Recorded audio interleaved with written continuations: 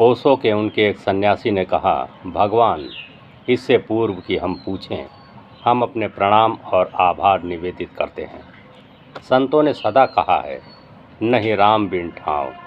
यदि आप भी कहते हैं, शाब्दिक तल पर तो हम इससे परिचित हैं और इससे अधिक नहीं।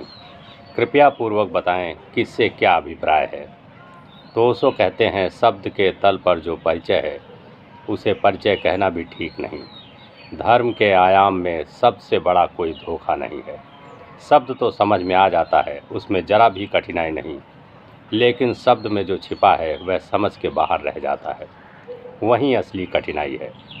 और शब्द समझ में आ जाए, शब्द में जो छिपा है वह समझ के बाहर रह जाए तो जीवन में बड़ा उपद्रव पैदा हो जाता है। अज्ञानी रहते हुए ज्ञानी होने का भ्रम शुरू हो जाता है। इससे बड़ी मुसीबत दूसरी नहीं। जानते नहीं और लगता है जानते हैं। और जीना तो वहाँ से होगा जहाँ जानना है। जीवन तो जानने से रूपांतरित होगा। इस भ्रांति के कारण कि शब्द को जान लिया, इसलिए धर्म को जान लिया। हमारा जीवन एक दिशा में और हमारा मन दूसरी दिशा में यात्रा करता है।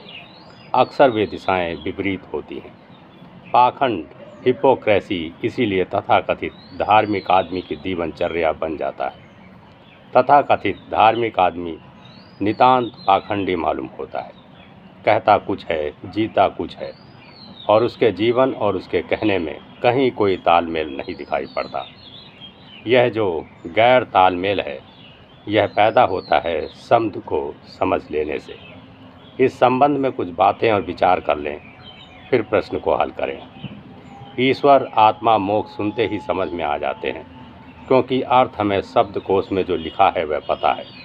मोक्ष का अर्थ हमें मालूम है, ईश्वर का अर्थ हमें मालूम है, आत्मा का अर्थ हमें मालूम है, लेकिन अर्थ तो अस्तित्व नहीं है। ईश्वर कहने से, ईश्वर सुनने से ईश्वर को कोई पता नहीं चलता। ईश्वर शब्द तो ईश्वर नहीं है। जो बोल रहा है उसने अगर जाना है तो भी वह अपने ज्ञान को आप तक नहीं पहुंचा सकता। शब्द ही जाएंगे, ज्ञान तो पीछे रह जाएगा। शब्द याददाश्त के हिस्से हो सकते हैं। स्मृति भरी पूरी हो जाएगी, स्मृति सघन हो जाएगी, स्मृति का बोझ हो जाएगा, स्मृति शास्त्र बन जाएगी, और आपको भ्रांति पैदा होगी कि ईश्वर को मैं जानता हूँ, क्योंकि ईश्वर शब्द को आपने सुना, पढ़ा और भाषा कोश में अर्थ लिखा है। लेकिन बिना ईश्वर तक गए कोई कैसे ईश्वर को जान सके। काश इतना सरल होता कि भाषा कोश को जानकर हम ईश्वर को जान लेते, तो अब तक पृथ्वी पर कोई अज्ञानी ना बचता, सब ज्ञानी